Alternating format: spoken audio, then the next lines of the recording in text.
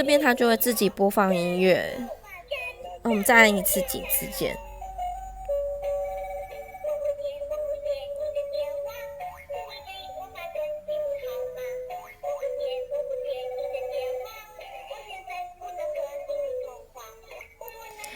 那这些音乐呢，就是如果我们这时候拿开听筒，它是不会有任何反应，没有办法按，所以它所有的控制都在这里。宝贝，跟爸爸一起。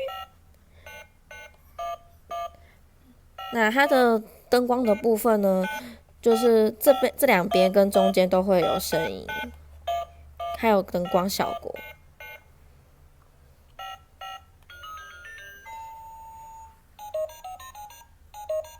对不起，你所拨打的电话暂时没空接听电话。什么？你问我是谁啊？我是主人的小秘书啊。主人最近可忙了，所以呀，他到现在还没有接听您的电话呀。喂，您不要挂机嘛，跟我再聊一会儿嘛。好，以上就是今天的介绍。